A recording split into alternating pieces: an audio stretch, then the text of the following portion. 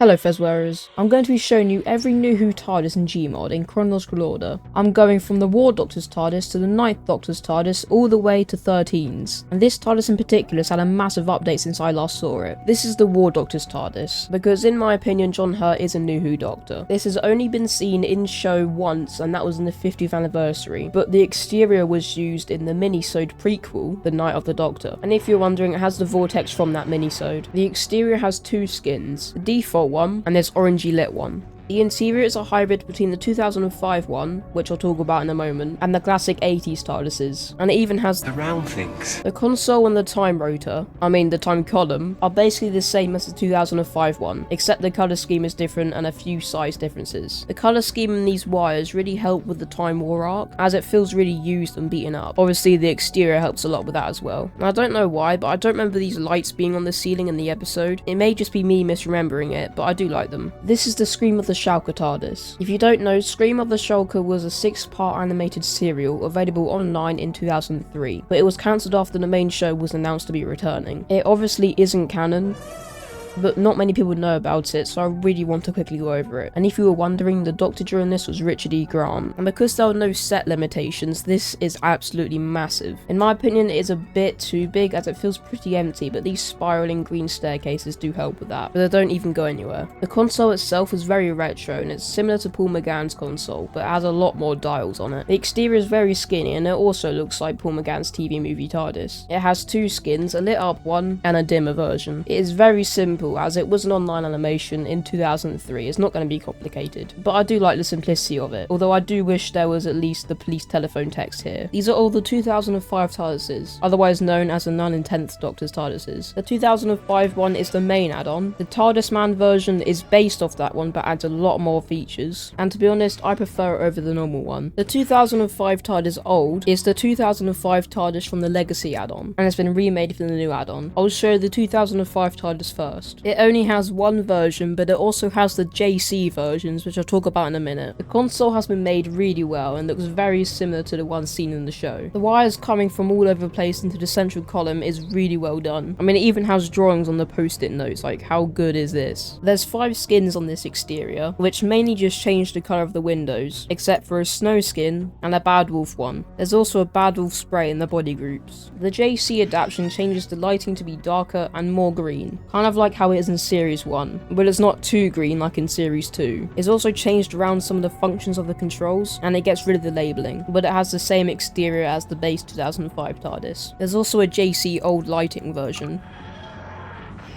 and this just makes it even more green. The 2005 TARDIS Old is just the same as the Legacy 2005 TARDIS, but it's been remade into the new rewrite add-on. It has all the old exterior options in the body groups and in the skins, and the interior looks exactly the same. This is good for nostalgia purposes, but it's not so good when it's compared to the 2005 TARDIS by TARDIS Man. It's made by TARDIS Man, so it's literally great by default. The exterior has the same amount of skins, but they're different and they're also all retextured, but it still has the Bad Wolf body spray. It also has another exterior entirely. This is known as the C box, and it has its own 2 exteriors. This dim one and a lit up version, like most TARDISes do. There's a main version and 8 different alternate versions. It's incredibly detailed. I don't have time to talk about all these, so I'll just talk about a select few. You can see how this retexturing has worked wonders on this. It looks so realistic. The lighting and the textures and everything just looks incredibly good. The controls on the console are all the exact same, and obviously there's still all the wires and things everywhere. In my opinion, this is one of the best textured TARDISes in Gmod. The lighting is great. It has this little spotlight here and the green stuff slowly creeping down. The console lighting itself is also great. The 2005 interior is a lot darker and a bit greener, especially the console and the time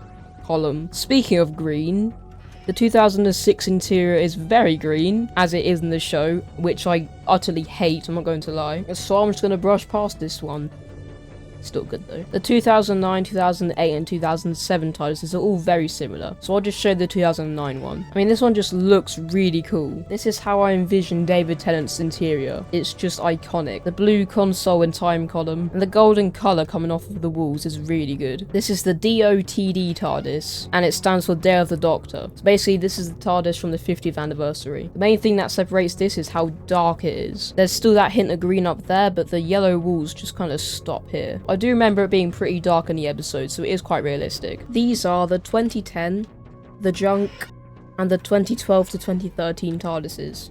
A new add-on released less than a month ago and it adds retextured versions to the 2010 Tardis. But before we take a look at that, let's check out the main 2010 Tardis. It has a bunch of options in the settings. Most of these options just disable things to reduce lag, because this interior is very busy and can cause some lag, so I apologise if there is a little bit during this review. But there's one setting here that is very interesting, and that's the interior portals. When this option is enabled and you go into the corridors, after you go through a few doors, you'll be teleported to a different part of the Tardis. Like just there.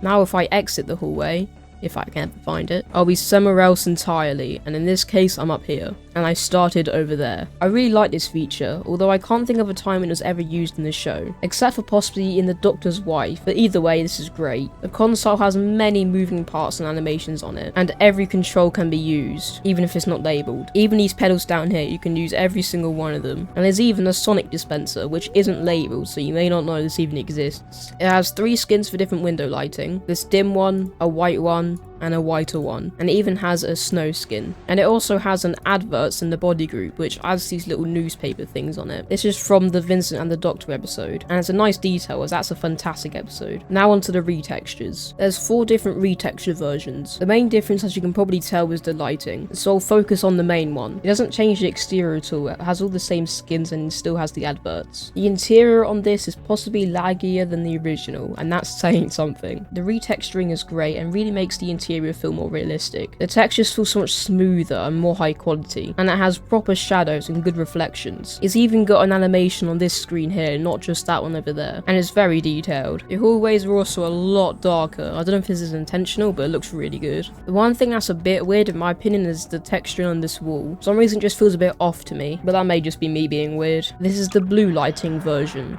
and it changes the look of the whole thing to be a lot bluer, hence the name. This may be referencing the episode Amy's Choice, where the TARDIS freezes and it looks a lot bluer, or it may just be a custom thing, I'm not really sure. But there's a lot more light on the console and it's very white. The low lighting one is really cool. It still has a bit of blue lighting, but apart from that, it's not very much lighting anywhere. It's almost like these names mean something. But the console looks really good. It has a sort of spotlight on it, kind of like the last one, but it's a lot less intense. And you can see a bit of dust and fog under the light. I've never seen something like this look so good in a TARDIS addon before. This is the night lighting TARDIS, and it's even darker than the previous one. It still has a bit of blue over there, but the lighting here is even darker, but it still has this little fog. The default TARDIS is the 2010 TARDIS, but I won't be going over that, because you've probably seen it before and it's not much to talk about. But I do want to talk about the junk TARDIS. This is from a very important episode for the lore of the TARDIS, and I mentioned this earlier, but it's the Doctor's Wife. To quickly explain the plot of the episode, the soul of the TARDIS got taken out of the normal TARDIS and put into a human body. The normal TARDIS got taken over by an entity called the House, with Amy and Rory still inside, and that left the Doctor and the TARDIS stranded on a lone planet with scraps of previous TARDISes. This led them to building a makeshift TARDIS, which is what this is. The exterior is completely fan-made, as it didn't have an exterior on the show, but I like how it incorporates the junk feeling, while still being a police public call box. The TARDIS didn't have this 360 look in it. It had gaps in the walls and it had no ceiling. The interior does feel a bit large compared to the one seen in the show, but it doesn't really matter that much. I do love the console though. It really embodies how this is made out of literal rubbish. I mean, the D-mat switch is a coat hanger, and even though the console is very small, it still has most of the controls on it, which is cool. The 2012 to 2013 TARDIS is the TARDIS used in Series 7B, otherwise known as the second half of Series 7, and it's a part of the Toyota add-on, along with the 2014 to 2017 TARDIS, which we'll talk about next. This is a massive add-on with many cool features. I've made a video on this in the past, but I'm going to make an updated review on it because that video was released over a year ago, so I'll only quickly talk about this. There's 5 different versions that all have slight differences, so I'll just show you the main default 2013 TARDIS. This interior is pretty bare bones and not much going on, especially compared to the 12th Doctor's version. The console is really good though, and there's so many controls that all have animations. There's also a few Easter eggs that can be accessed from this control that I won't be talking about today because I'll talk about that in my full review video. The sound design in this TARDIS is really good, as every control has its own little sound, and the main sounds themselves are also brilliant. There's also a relatively new control that lets you turn off the console, and this is referenced in the episode A Journey into the Centre of the Tardis, which, on a side note, I think is a really good episode and severely underrated. But basically, when this is turned on, none of the controls will do anything, except for the D-mat lever. The exterior in all 5 versions are the same, and there's 3 skins on it. The lights off version, the slightly green lights version, and the blue and white version, which actually changes colour depending on how you view it, which is kind of cool. And surprisingly, there's no snow skin, although we have seen this in the snow in show. It's a bit of a tongue twister. As I mentioned earlier, I'll be making a full Toyota Tardis review video very soon, so subscribe to not miss that, as it is a very detailed add-on with many features you've probably never seen or even heard of. These are the 2014 and 2017 and Capaldi TARDISes. The 2014 and 2017 TARDIS is in the Toyota add-on, which I just showed you. So I'll quickly go over the Capaldi TARDIS, as it doesn't have much to it. The lighting on this is pretty dull and the console isn't labelled, and you can't interact with a lot of the controls. I do like the rustiness of the pillars and the walls. It gives it a bit more texturing and it looks a bit more real. The exterior also has a bit of rusting to it as well. There's 5 skins, 3 of these are just window changes. The 4th one is a snow skin, and the last one's a missing texture, so who knows what that's meant to be. The 2014 to 2017 TARDIS is basically just a better version of the Capaldi TARDIS, and in my opinion one of the best add-ons in Gmod. Like the 2012 to 2013 TARDIS, this has multiple versions on it, but unlike that one, this has no default, so I'll just go for the middle ground and review the Series 9 2015 one. Apart from a few lighting differences, there's not too much different anyway. The main thing that sets us apart from other TARDISes, which I mentioned earlier, is the sound. I mean, it's another level. I prefer this interior to Smith's Toyota TARDIS, as the yellow just works better, and it's a lot darker on the outer areas. The bookshelves and other decorative things really help as well. It makes it feel a lot less empty and more used. I also like these roundels on the lower levels, as it adds more details to the walls. There's just so many other features I just don't have time to show you, so I urge you to get this for yourself, along with all the other add-ons I've shown in this video. They're all linked in the description. It has 2 different exteriors, the E-box and the F-box. The F-box is slightly slimmer with more wear and tear on it, and it looks like it's been through a lot. And it also has a lit up version. The E-box is slightly larger with 3 skins, the default one, a darker one, and a brighter one. The 13th Doctor's TARDIS has had a massive update since my last review. Every version has distinct differences between them, but I'll focus on the Series 13 TARDIS as it is the most recent, but I will quickly go over the others as well. I know I keep going on about lighting in this video, but this lighting is really unique. It has these sort of spotlights coming from behind this roundel wall, which I do remember being a bit strange in the show, because like, what even is behind these walls? Is it just space? But it can't be, because there's a light there and it's not space, but it's in the TARDIS interior, so like, I'm really confused. I don't know. Someone please tell me in the comments. One thing that makes this TARDIS stand out to me the most is the colour control. There's this button on the console that lets you change the colour theme of almost everything in the interior. It has 6 preset options. The default, red, purple, green, white, blue. Some of these have been seen in the show, but some were just custom made. And on top of this, most objects in here, like these crab arms, have 6 skins on them, and these allow you to change the colour of individual objects. Almost everything has this, like the crab arms, this table,